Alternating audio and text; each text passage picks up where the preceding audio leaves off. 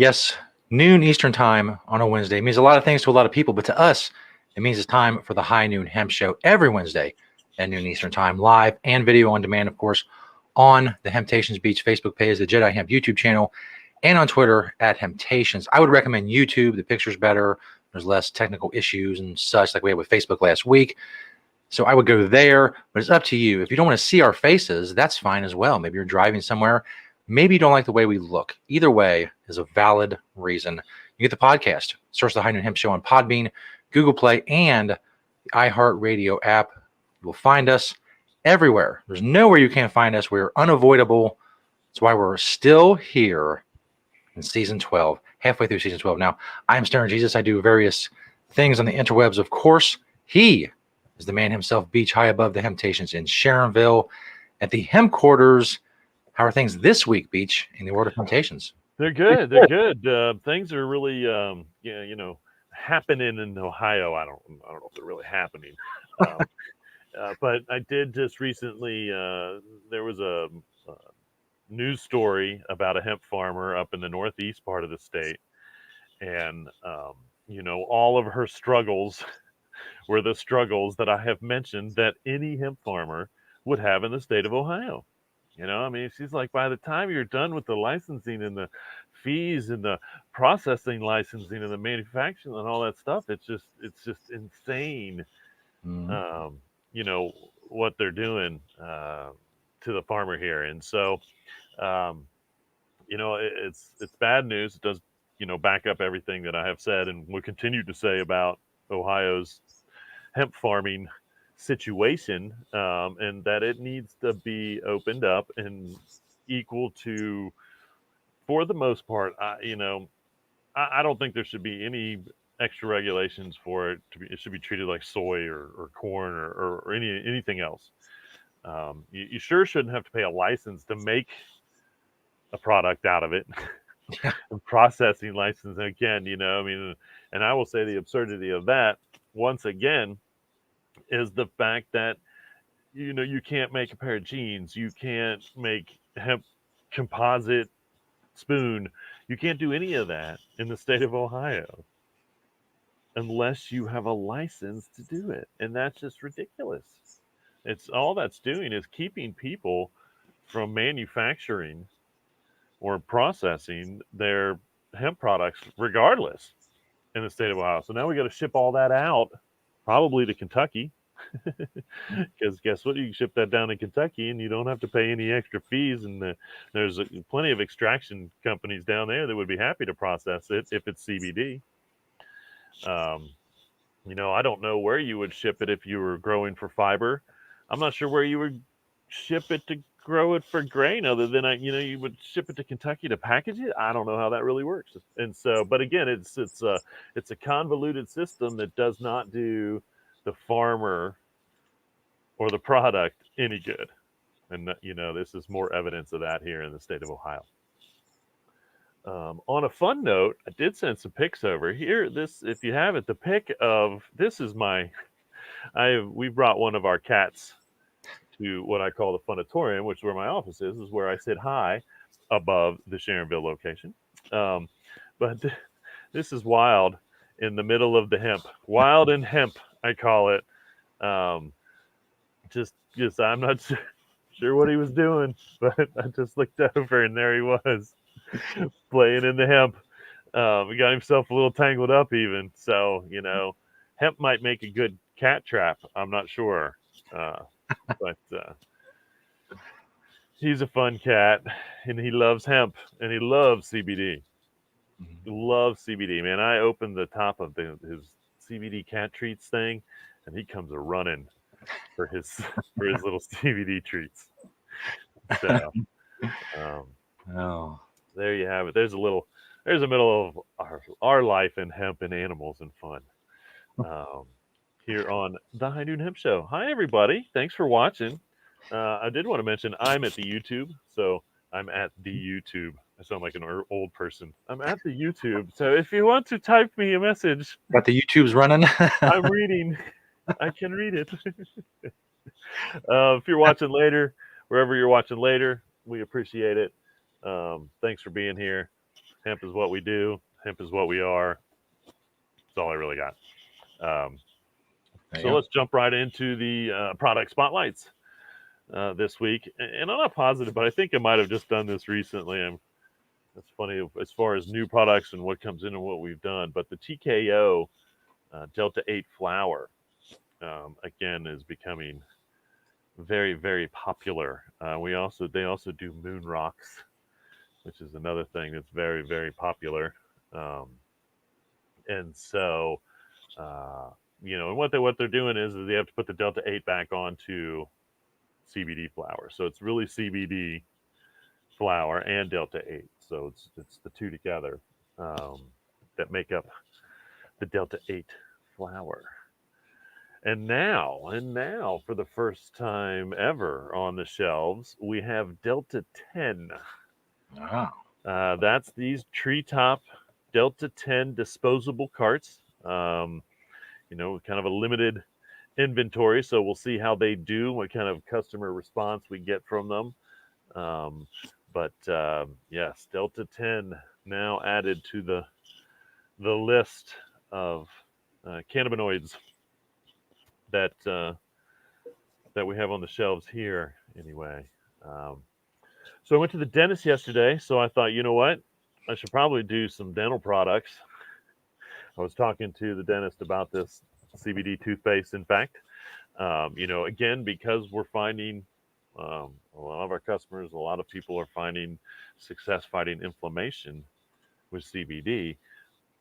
There is always inflammation in your gums for the most part. Again, you're always kind of fighting inflammation in your gums. And so here is some CBD toothpaste for you. Next time you need some toothpaste, maybe give it a try. You never know. And while you're there, you probably want to pick yourself up a nice hemp toothbrush to go with that. So these are the Radius toothbrushes. The handles are made of my favorite thing these days, hemp composite. Okay, so it's a reusable handle, and the heads just kind of snap in and out. And they have a soft head, and they have a medium head, and we have replacements heads for them. And so you can buy one toothbrush handle that should survive you for the rest of your life, for the most part, in all honesty. Um, and when you're done with it, you can just chuck it out into the compost pile, or maybe not compost, because it may not break down in the right amount of time that you want for a compost pile, but you can throw it in the yard, buried in the yard, or just whatever, and it will decompose eventually, and go back to nature from which it came, and not last 500 years in the Yeah. landfill like your current toothbrush will. Most more than likely. Can you imagine how many plastic toothbrushes there are in the landfill? I hope the mice are keeping their teeth clean. The rats and the mice and the possums and the raccoons and whoever else may occupy the landfill. Anyway, and then of course, we have 4 from the store, 1 from my door on the product spotlight. And so the one from my door, which I know I've showed before, is my hemp um, teeth products, I should say. So I've got mouthwash, toothpaste, and floss, and all using hemp oil in the mix somewhere. And of course, we know how healthy hemp oil is for us, as well, in the skin. And you can find that on Amazon, is where I found that little trio of hemp oil mouth products. So support that, because it's probably replacing something that shouldn't be in toothpaste or mouthwash or Yeah. even floss. And I would guess that they could conceivably wax. And I guess if the floss, and that's probably what the hemp oil does for the floss, is it makes it more like a waxed or a harder, maybe a little harder. So if we really wanted to get down to the nitty gritty, we could possibly make the floss out of hemp? And I am sure that hemp fiber was used as floss as ancient Yeah. farmers or something. Maybe it's very possible that they could have possibly been one of the first flosses to begin with. I don't know. I can only come up with a correlation there. So there you have it, folks. 4 from the store, 1 from my door on the product spotlight here on the High Noon Hemp Show. It's Now, at this point of the show where I have to express a slight bit of disappointment. I thought by this time in our careers in this show, the beachwear segment would have won some sort of award. I don't know what award that would be. I don't know if they give awards for video podcasts or whatever. But the fact the beachwear segment is awardless, I can't say legally award-winning beachwear segment because we don't have an award. And that's a disappointment. But we keep plugging away. We're going to keep doing it. And one day people will recognize Beach for his greatness and his myriad of outfits and his massive hemp clothing collection. One day, but not today. But still, there's people out there. They want to know, what am I going to do? I gotta get dressed. I've been sitting here all day. I have no clothes on. I got to get moving. I need Beach to help me. And that's what Beach does in the beachwear segment. I ask Beach the most important question of the day. He gives the most important answer. When I say, what are you wearing, Beach? today, folks, you may notice that we are celebrating our illustrious bangles That's right. with my outfit. You didn't even plan this. Today, we Bangle did not. He did not get the email that I did not send, and so. But you can see from top to bottom here, we've got my grassroots hemp hat, my T-shirt, which is it's from a company that I don't remember the name, but we did print this here, and it is one of my favorite T-shirts because it says parental advisory shirt contains hemp, which is a spoof on the parental advisory for music. I've got my Latke cargo shorts on, which are another pair of like some of my favorite shorts as well. Super comfy. I Love Bad briefs with my Satori Canna Leaf socks. And I bring it all together with a pair of shoes I don't wear very often. These are what was dubbed the Nike Ramen because a college student won a contest to design a Nike shoe. And he designed it after the ramen noodles package, which is brilliant. It's great because it is pretty much our Bengals colors. And of course, there's hemp in there. And so, although I don't wear them a whole lot, these are probably one of my favorite pair of shoes. And I love breaking them out this time of year because of our Bengals. And if you really want to know, what are you wearing, Beach? Why Bengals stuff? I am a Bengals fan, but we also have a lot of Bengals that are customers. And over the years, we have had a steady flow of Bengals that shop at Temptations. And so, shout out to them for supporting us.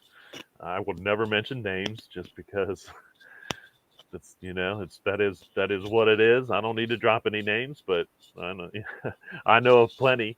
The only one I would drop, the name that I would drop because I have a picture of him, and I may have to find it and I'll show the picture. I think I have shown it one time before, but I have one of the Bengals players was out in Vegas at a fight wearing a hat that he bought at Temptations. And they showed him. They didn't show him. They showed the person in front of him. He was more famous than the Bengal. They were showing the person in front of him, but you can clearly see the Bengals player sitting right behind him with the hat that he bought at Temptations. And so that was fun. Tom, my Smoking Peace Tom, Dar Stoic, our employee that passed away, who was a huge fight fan. Who was, I'm sure, watching the fight on TV at the time, and it was like, "Oh my gosh, I sold him that ad," because that's how it worked out. Sent me the pic, and I do have that screen pic of the TV somewhere, and so that's kind of fun. So hemp day, hemp day. here on the High Noon Hemp Show. It's true. Speaking of sports, let's jump right into the news, I suppose. CBD is okay at the Olympics. I don't know if they've mentioned that, if you're watching the Olympics, if they've, I'm sure that somewhere they have brought up the controversy of the runner who was disqualified from the Olympics for testing positive for THC cannabis, not CBD cannabis.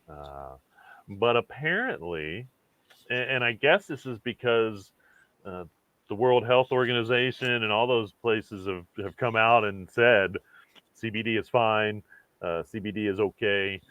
We have nothing against CBD, and so apparently it is okay for the athletes to use CBD in the Olympics. And so I would love, love at the end of the Olympics to see, who's using, who's not, who did, who didn't, for what. I think the most amazing thing to me so far in the Olympics is that France is somehow dominating in judo. Who saw that coming? Not this guy. If I was a gambling man, I could go back in time. I would be going to Vegas and laying down some money on the French judo team. Anyway, wonder if they're using hemp. CBD is legal in France now, and so who knows? Here's an interesting study in the Journal of Epilepsy and Behavior, and it found that epilepsy patients who used a form of artisanal CBD showed higher quality of life, lower psychiatric symptoms, the severity, and improved sleep than those that did not. Now, why artisanal CBD, Beach? What does artisanal CBD mean?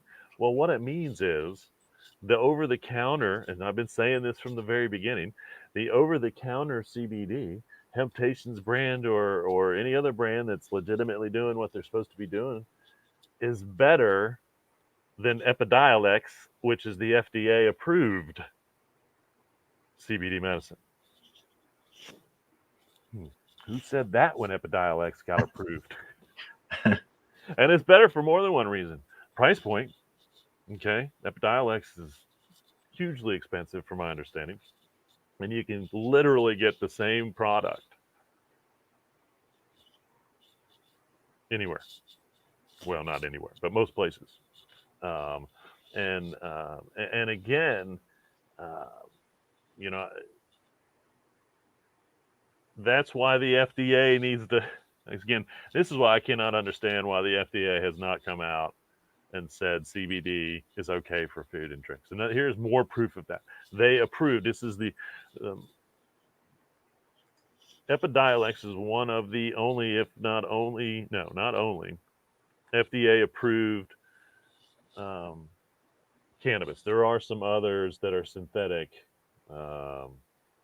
drugs out there based on cannabis, but this is the only CBD approved by the FDA as it is. And this study proved, and I'm glad they did a study because I knew it from the beginning, that your over-the-counter CBD product is better for you than what the FDA approved for kids with seizure issues, because that's what Epidiolex is for.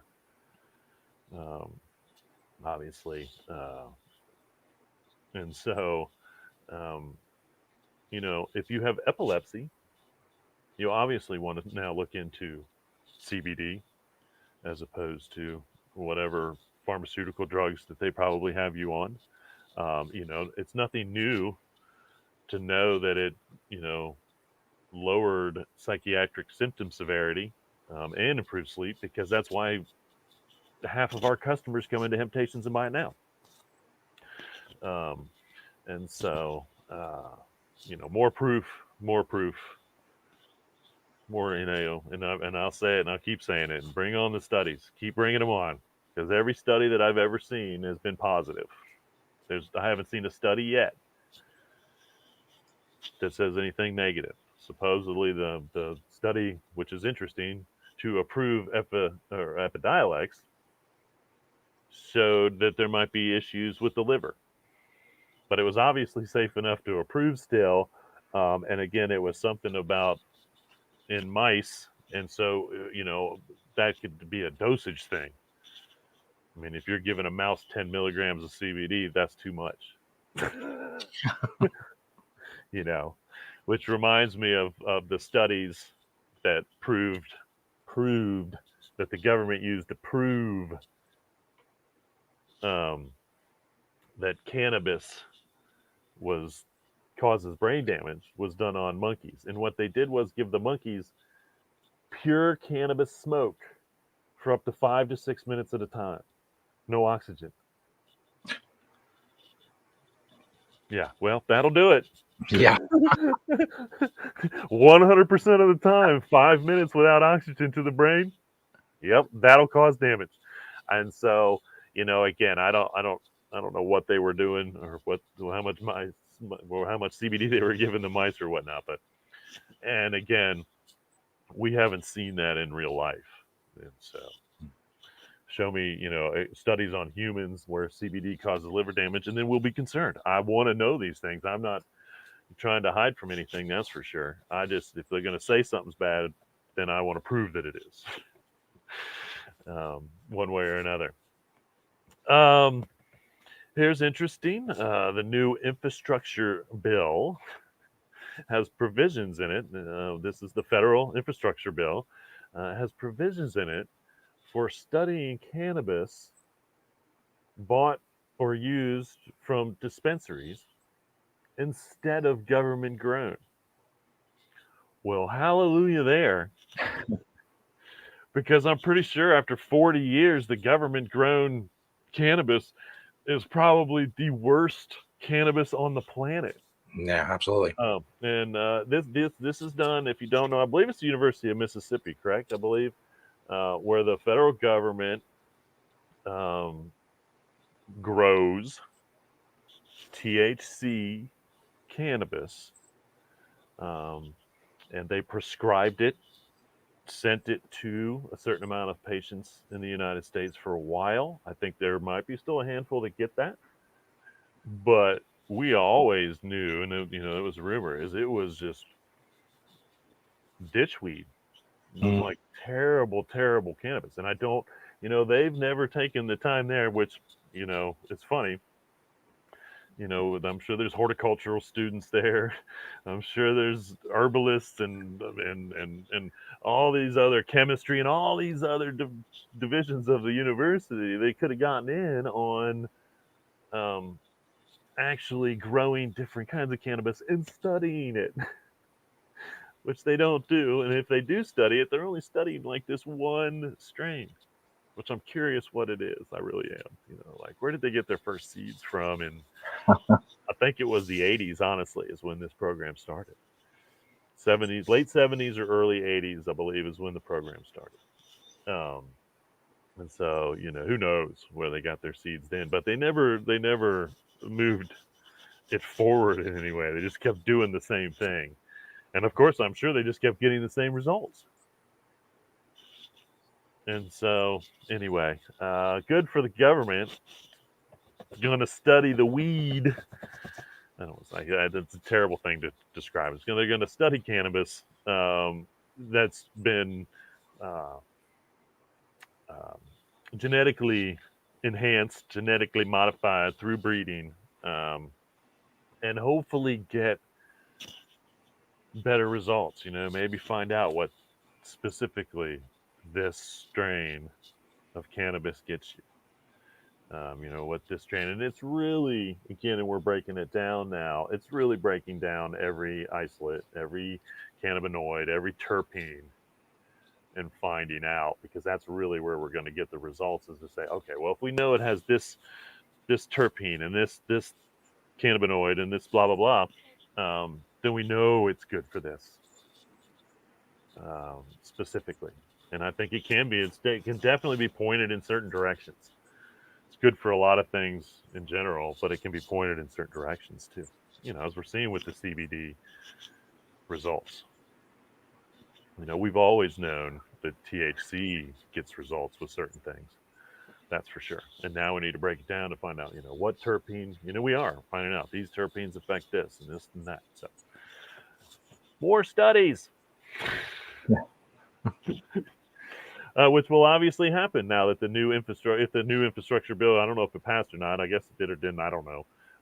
But these provisions will allow for the government to do some new studies with new cannabis.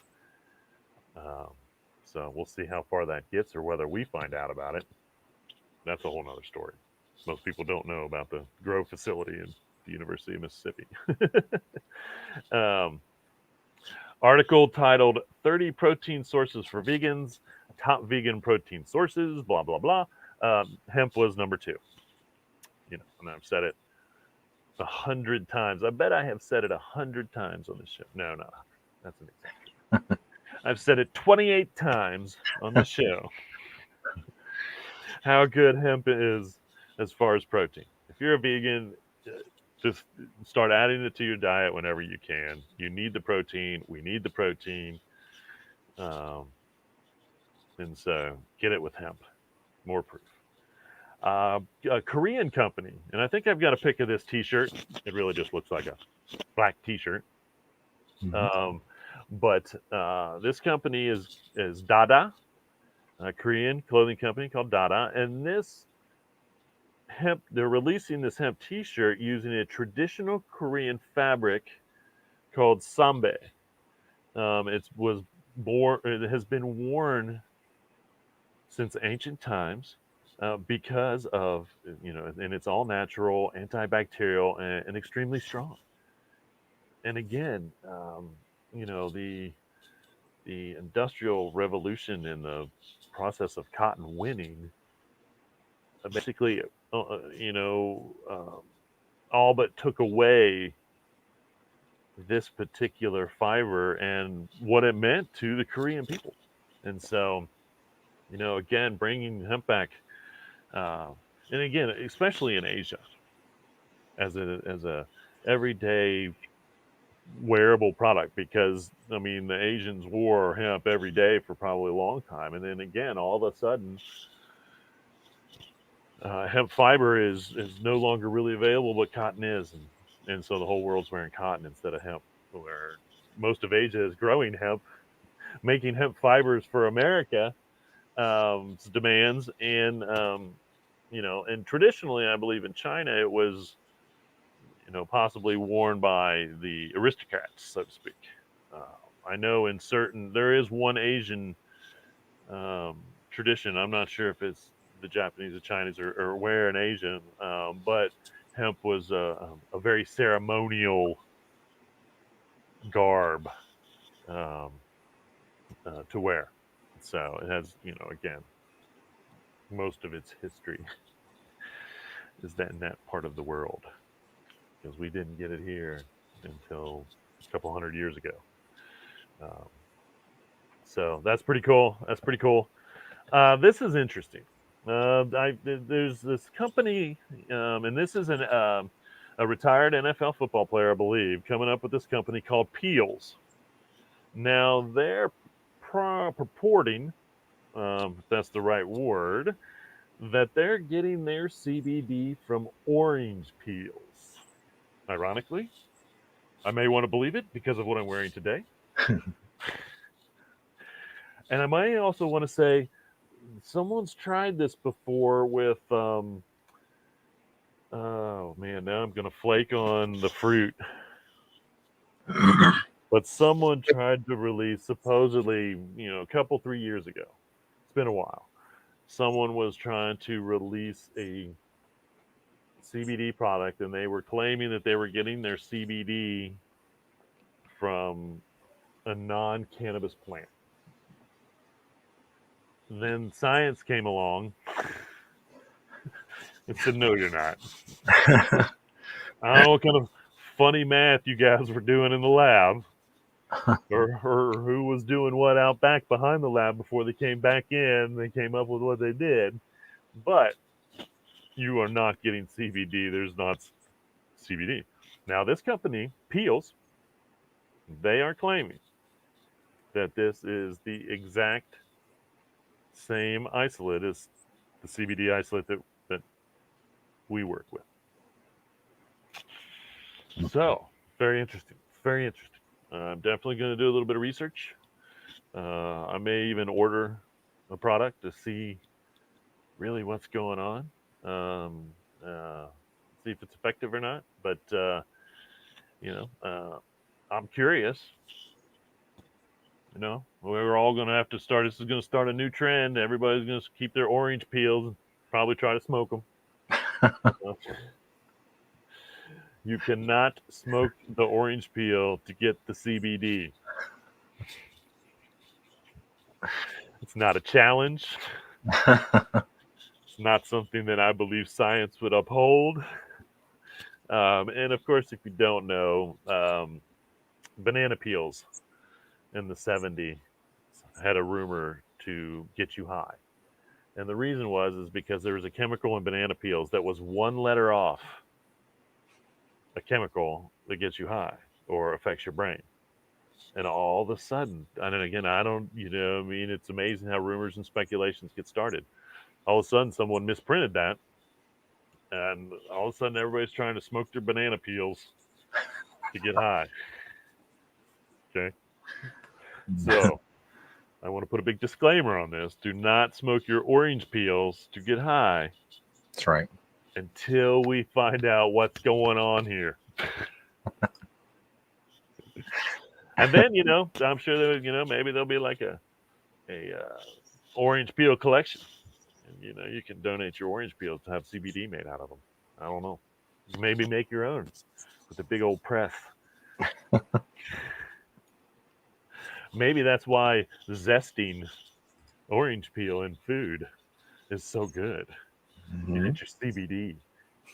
That's not true, folks. Don't start zesting orange peels in all your food. Still gonna get the science on this. See what they're really doing. Now this is really cool. I love this. Delta Agriculture announced it's going to grow for fiber. You say, Beach, why is that such a big deal? Well, Delta Agriculture, according to the article, is the largest producer and processor of hemp raw goods. Okay, now they're switching, and I don't know how much they're switching. I assume they're still going to grow some CBD, but they're switching or adding, because last year they grew 5,000 acres. 5,000 acres in Texas. Texas, Kentucky, and Colorado, I'm sorry. 3 states. Over 3 states, this company grew 5,000 acres. This year, they're growing 10,000 acres, and they're trying to vamp up to 25,000 acres. And so, obviously, I think, to make the fiber thing worth your while, you have to be able to grow a lot of it, because you need a lot of it to go to the processor to become the fiber to keep the cost down. So the local clothing companies or whoever will buy it and make it into a product. And this is, what I've said we've always had to do here in the United States. And so I'm going to definitely be following Delta Agriculture and, where their products are going. This is exactly what any large scale CBD farm should definitely be looking into. Because they may want to scale down some, because again, we're growing so much CBD now that, I don't want to say it's too much, but there's an overage. We're still literally sitting on a lot of CBD flower from last year. And so, we're obviously finding newer and better things, so to speak. Not better, just more newer and more things to put and use CBD in. But as I will always say, we need to be going for the grain and the fiber part. The CBD, you can still get the fiber out of that plant if you really wanted to. And so, if these guys are the largest growers and processors, they have a plan for this fiber, and it's great no matter where it ends up. Because again, that's the goal. If we can start replacing all the cotton farms with hemp farms in the South, um,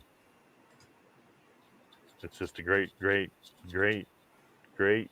I'll say it again, great idea.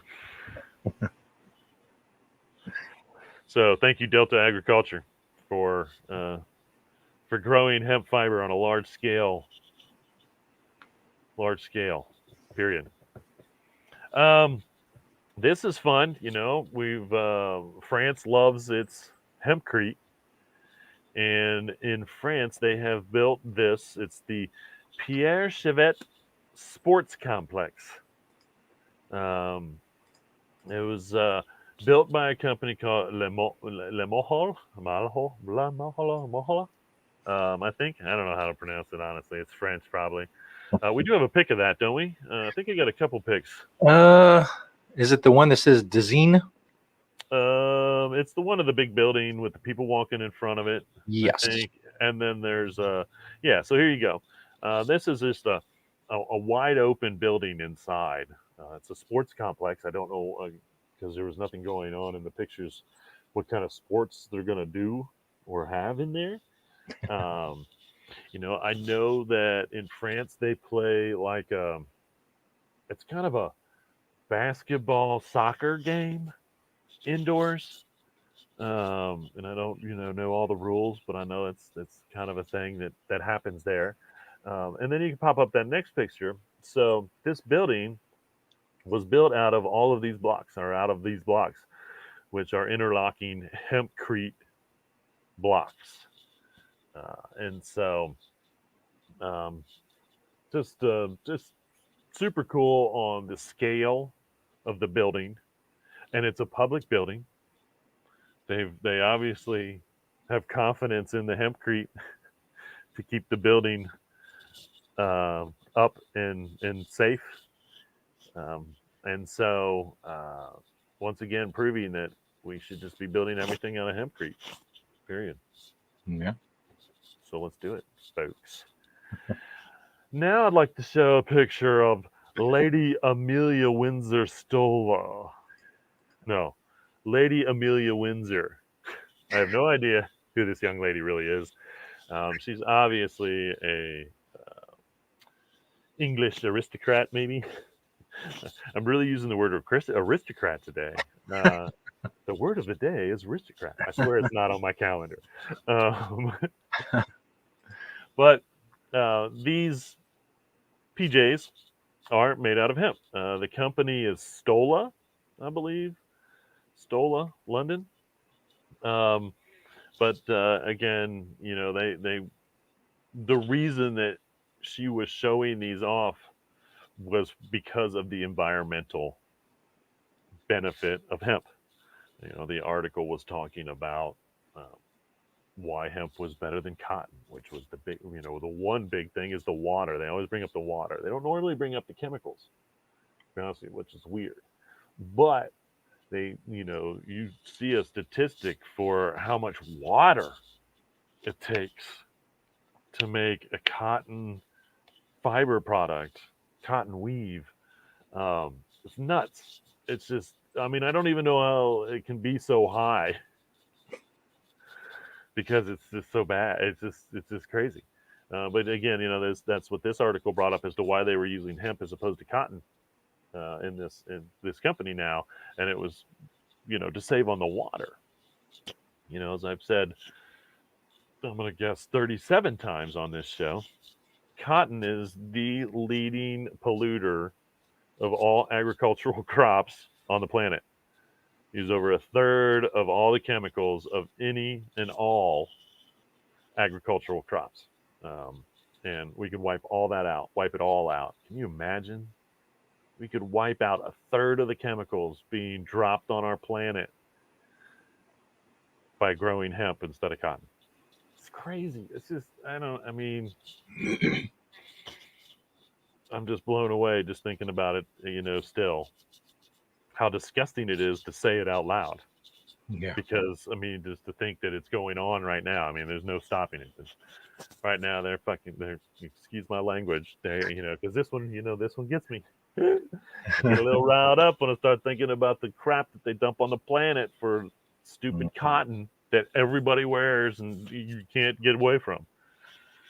But here's the goal. Thank you, Lady Amelia Windsor, for taking time to promote hemp as an environmentally friendly and better solution. It's stronger. These pajamas are going to last 4 to 6 times longer than the same exact weave and cotton. Come on. Thank you. Thank you, Lady Amelia Windsor, again. So that's all the news that I have. Not a whole lot of events going on. August 5th, tomorrow, got the Kentucky Hemp Association's annual conference down in Louisville. It's also a trade show. The Melwood Arts Center. So if you don't already have plans to do that, you may want to.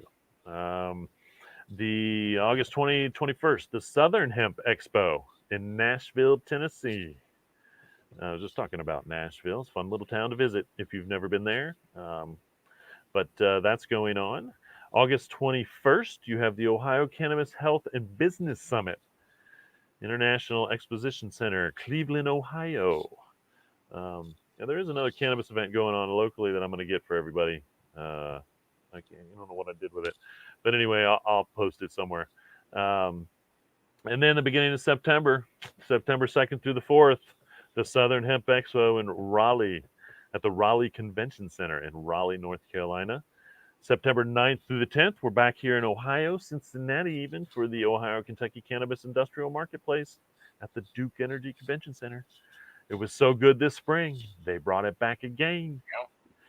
And then, September 11th, this is also a semi-local here in Georgetown, Ohio. You've got Flowers, Berries, and Hemp Farm Tour from 10 to 4 at Creek's Edge Farm Retreat.